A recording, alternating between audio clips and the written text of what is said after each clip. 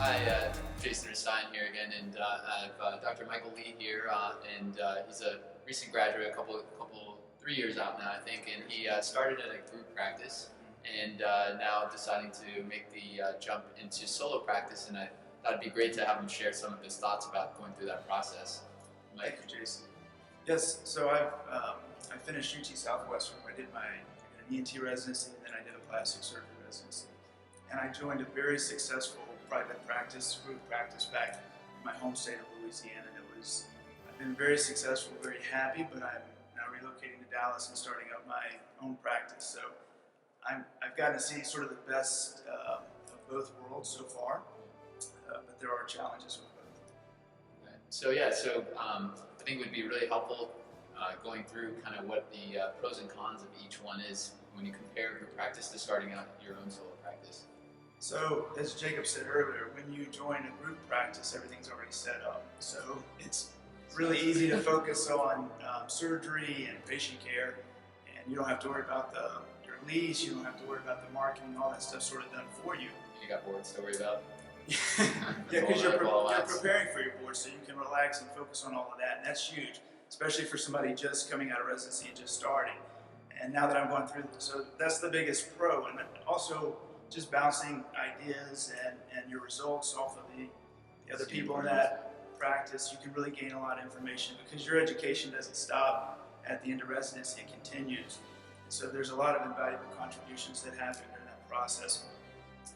With where I'm at now, starting my own practice, you are pretty much having to learn an entire different specialty or degree. You've got to learn how to be a business person, and there's a lot of challenges that come with that.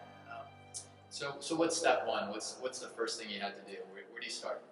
With the business plan, which I had never done a business plan before, and many of us have. it's there's all types of different components to that, and so you create your budget. How much is what are my startup costs going to be, and then what are my monthly costs going to be? Because you start with that because you have to get funding unless you.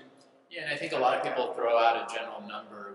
What's the general number to you as far as even starting a practice? What kind of, and I'm guessing you're going for a loan unless you're... Yes, yeah. I've built up a little bit of capital, but it'll mostly be loan. And there's a lot of variability. So I met with a friend of mine who's a banker last week, actually, and the area in Dallas, like this friend is in Shreveport, where I'm at now, and the location where I'm going to be leasing in Dallas, it's twice as much per square foot as where it would be in Louisiana. And so probably it'd be 4 times higher in Los Angeles or yes, else. We just came from the session where it's almost impossible in Manhattan and some locations for a young surgeon to start up because you just can't afford it. So I think that probably between 100 to 250,000, depending on what area. At a minimum. Yeah. Yeah. And then the big thing is what are your operational costs month to month, because that's really what banks look at. All right, so you got your business plan, you got your loan secured. What's step 2?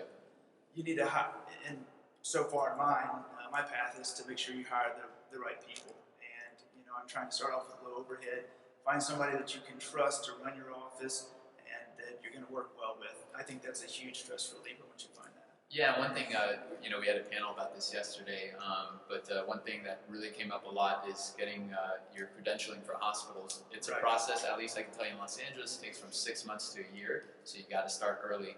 And with that, you need an address, right? Correct. So that was another big challenge.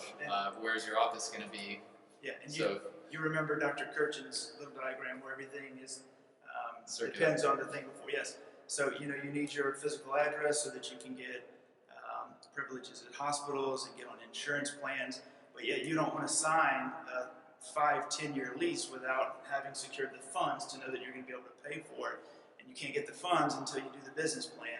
And you can't do the business plan until you know exactly what your strategy is and exactly how much money you need. So, it's basically juggling and trying to make sure the balls come down. So bottom line, it's a complicated process, unfortunately, and there's a lot of steps, but there's a lot of major pros to being into solo practice. Number one, I think the flexibility and full control. Yes. And you got to take the leap at some point. So good luck to you. Everybody does.